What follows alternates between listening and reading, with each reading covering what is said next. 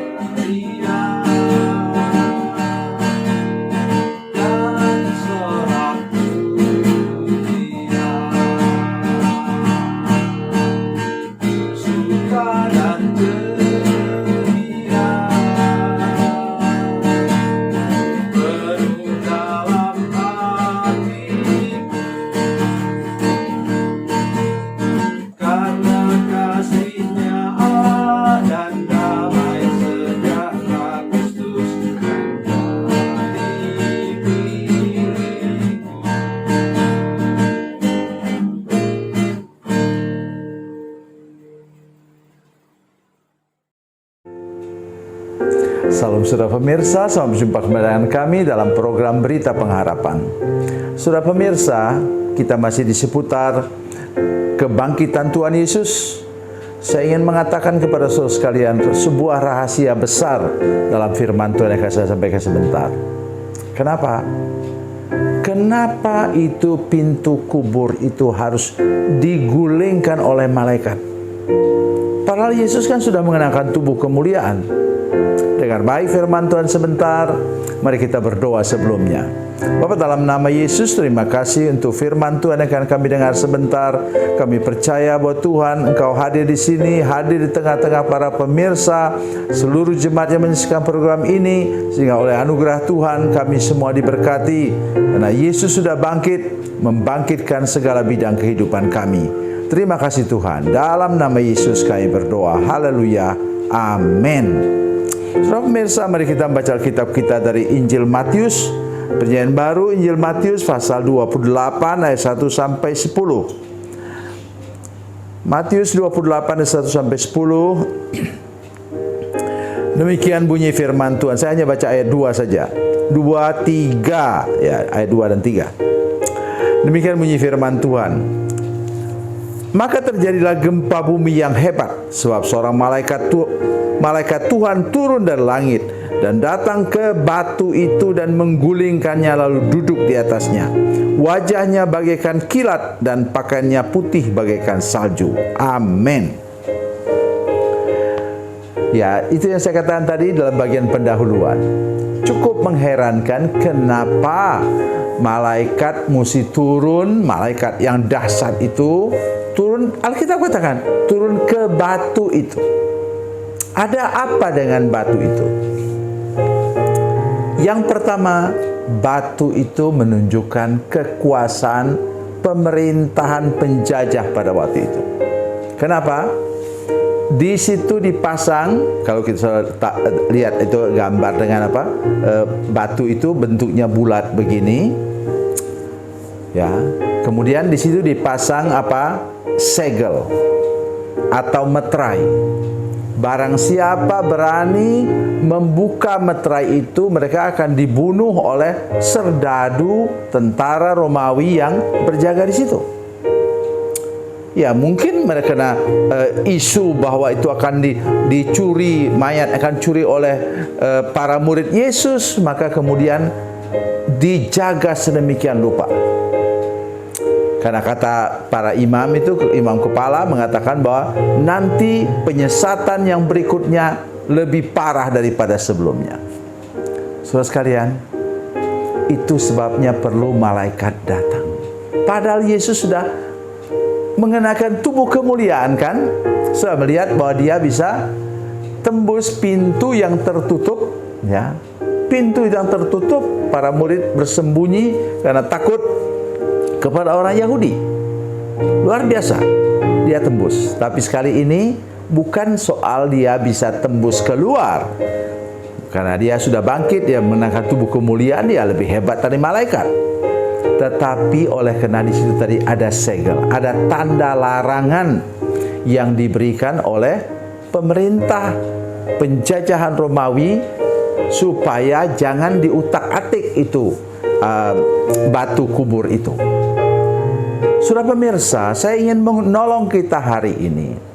Apapun yang menghambat hidupmu, apa saja yang membuat engkau tidak bisa maju atau tidak bisa keluar dari kemiskinan, penyakit, masalah rumah tangga, dan bermacam-macam hal yang lain, Tuhan akan mengutus utusannya, malaikatnya.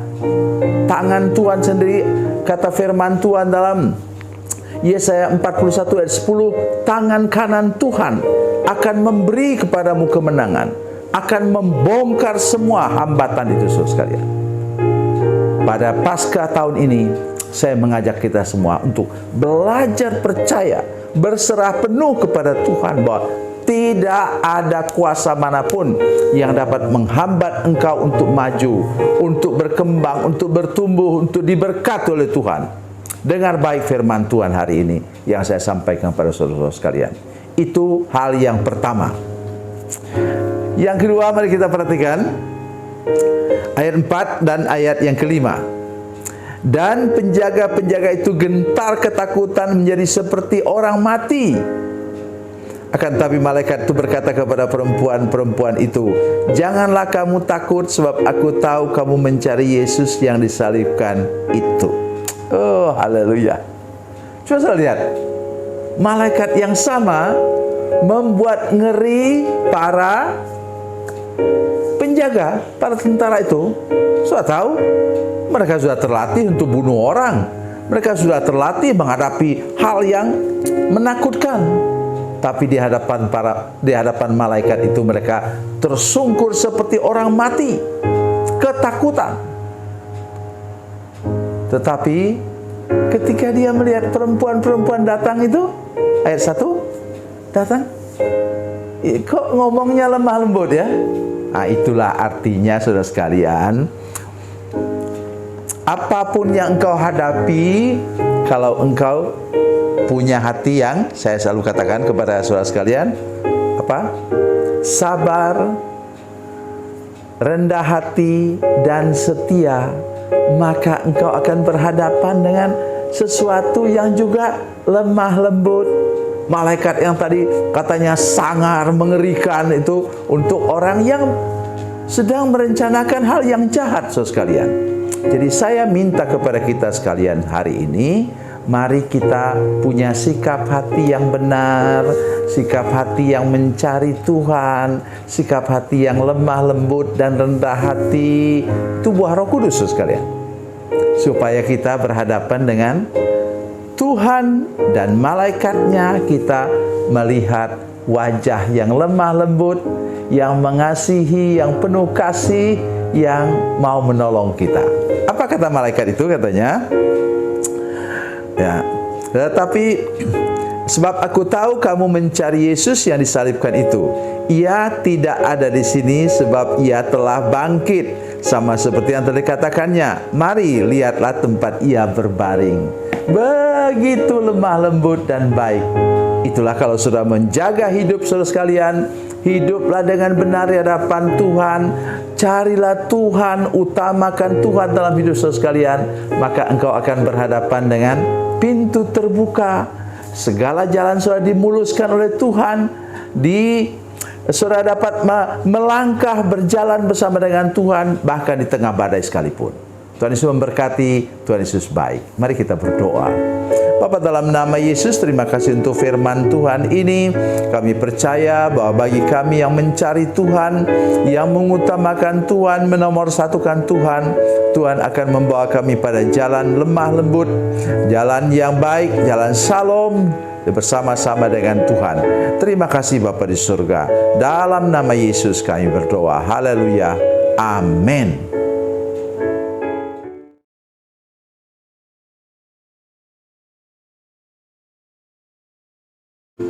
Salam saudara pemirsa, mengakhiri program ini saya mohon kepada saudara-saudara pemirsa sekalian untuk bila saudara menyaksikan program ini melalui channel YouTube, maka tekan subscribe dan bunyikan lonceng.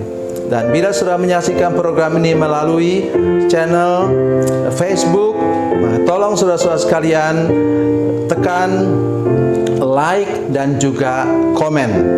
Dan demikian pula bila sudah menyaksikan program Makan Bergizi hari ini yang tertulis, maka tekan yang sama juga, tekan like dan tekan komen.